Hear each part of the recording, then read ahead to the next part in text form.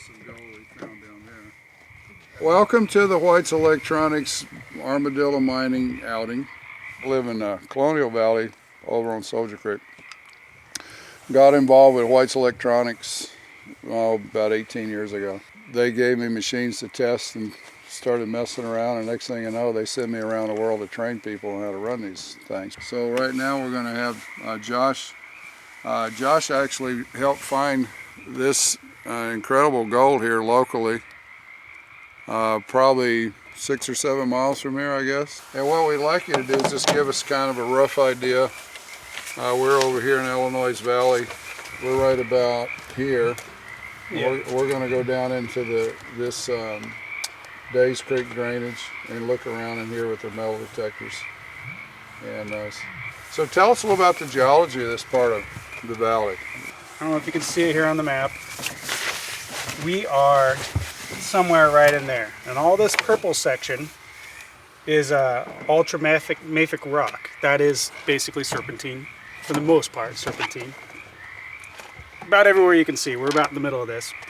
With serpentine's like an ancient ocean mud, so to speak, that's been uplifted because the mountains lifted up, and then what I guess the theory is they back in the day in the ocean bottom they had what we'd call an epithelial upthrust of superheated water and with minerals that come up through the mud and deposited quartz, and in that quartz gold. And then as these mountains is lifted up and eroded, this gold scattered all through these mountains. Isn't that pretty accurate? Very well said. Highly mineralized. Big time. I mean, and that's what makes the detecting hard in the situation. Well, let's talk about that. You've used the old VLF detectors, the coin machines, and when you get in this serpentine, how do they act? Crazy? Yeah, you're lucky if you find, so they work, but it's very hit and miss. Very difficult. So some of these new specialized metal detectors like we're going to be using today has been made specifically to deal with this high mineralization. The TDI machines that I'm familiar with work very well. Yeah. Not to say that they're perfect, but they do eliminate quantum leap. Exactly. It's leaps and bounds above. Let's go on down the hill and we'll start up and get at it. What do you think? Sounds terrific. So welcome, guys. All right. Hey, thank you. Let's go Thanks for having us. I'm excited.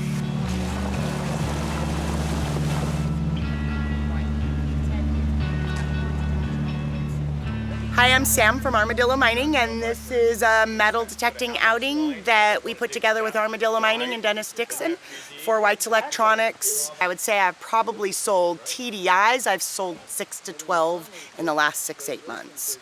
GMTs, I am upwards of 20, 25. One of the finest gold detectors ever made in the world. Hear that signal? But watch what gold sounds like.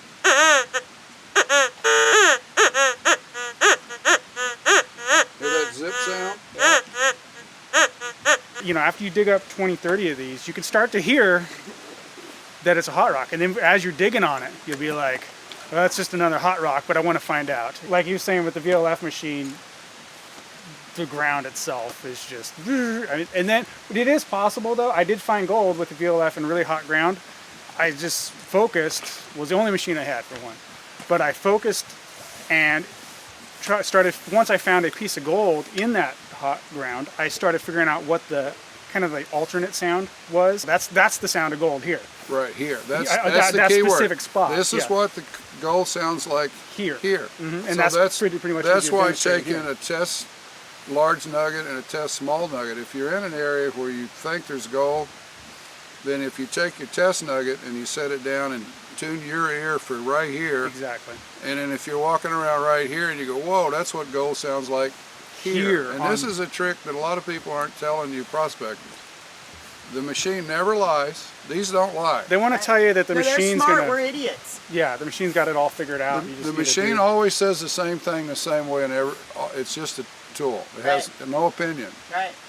You got opinions, but the machine doesn't. So if you'll train yourself that this is your electronic ear, and it'll say the same exact thing every time in those conditions. So you bring the targets you're looking for. In this case, it's gold. Anywhere else, coins or relics. you can work with the machine, and the machine will give you the proper. It'll tell you, hey, here, that's how gold sound like. Right. So that's why we're tuning up here, showing you here. So when you get out here in a few minutes and hit the brush, it'll save you a lot of grief.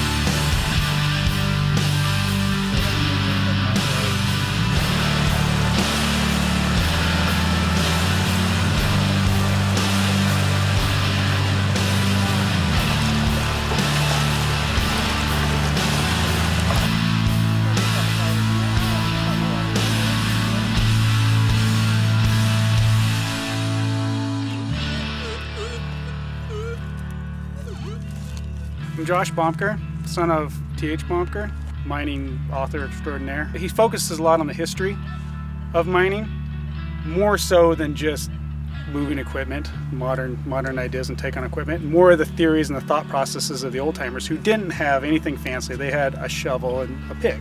As soon as I started detecting, I just applied my normal thought processes of prospecting with a newfangled gadget that let me see underneath the dirt, basically, and it just worked. It totally just clicked. But for the most part, with the detector, it's where you take it. I mean, you can take this thing anywhere, but if you're going to take it someplace that's more likely to have gold, you're more likely to find gold.